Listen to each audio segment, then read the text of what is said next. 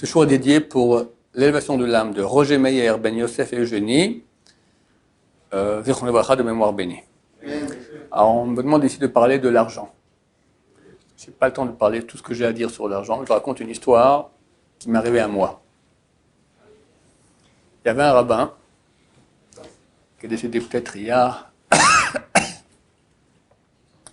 30 ans, je pense, environ, qui était le grand dirigeant du peuple d'Israël. Un ange. Phénoménal. Un mot de sa bouche, ça se réalisait.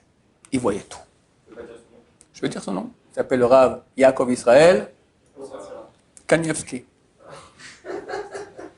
Israël Abou Hazan. Rabbi Israël Abou Hazan. Yaakov Israël, c'est Rav Kanievski, c'est le père du Rav Chaim Kanievski. D'accord? Qui était élève et Chabruta du Chazon Ish et énorme. Le Stipler. Phénoménal. J'ai eu la chance de rentrer quelques fois chez lui, mais il était du feu. Du feu, c'est-à-dire du feu. Le Rav Chazan de Bnei Brak qui m'a raconté qu'une fois, il y a un type assez riche à Bnei Brak, il y a toute une histoire, et les grands de la génération, le Rav Shach et le Rav Stapler, ont dit qu'il était coupable. Il y a eu un procès avec sa femme, je ne sais pas quoi, qu'il était coupable. Il a dit, je vais me venger, je vais me venger. Le Rav Shach a disparu des circulations. Il a rentré dans la résistance, d'accord, disparu. Le Stapler, c'est un vieux monsieur, il dit, qui viennent, qui viennent, qui viennent. Il a fait l'armée russe, le Stapler. C'était un... Le type, il arrive, le Stapler prend sa canne, se met à courir derrière lui. Le type, il est parti en courant. C'était du feu, du feu, du feu, du feu. Alors, je raconte maintenant mon histoire. À l'époque, mon beau-père Zichron Livracha et ma belle-mère Zichron Livracha, ils étaient à Genève. Et nous, on est venus ici, en Israël, avec ma femme qui est leur fille. Et on a eu des enfants, puis eux, ils voulaient venir en Israël aussi. Alors, ils ont ouvert une pizzeria cachère. Il n'y avait pas une pizzeria cachère à Genève. Le but, c'était de faire un peu d'argent, vendre et venir en Israël pour pouvoir acheter un appartement et habiter en Israël. Et ils m'ont demandé que j'avais un grand sadique pour une bracha. Bon. Alors, j'étais un nouveau Baal Tshuva, comme ça, tout beau, tout jeune, très sympathique. Alors, j'ai pris une double feuille comme ça. J'ai commencé tous les Refoua Shema, tous les gens que je connais, Tshuva Shema, tous les gens que je connais. J'ai fait comme ça une liste de 2 pages.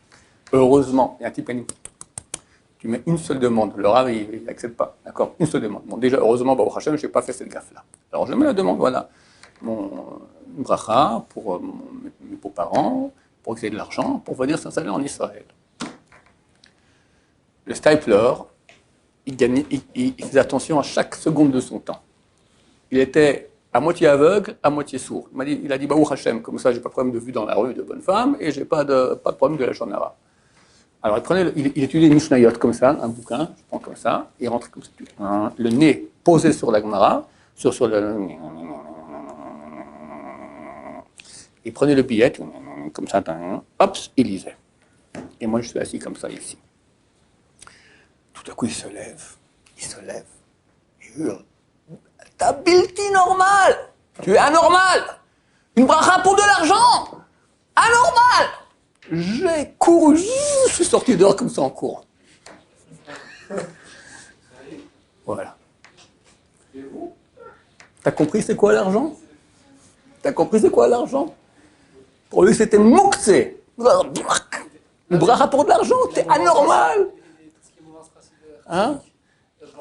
Je te dis, le Stipler c'est un grand chassid. Il fait beaucoup de choses pour la chassid, le mikveh, les machins, beaucoup. Mais tu vas voir un ange de Dieu. Tu dis, je veux de l'argent.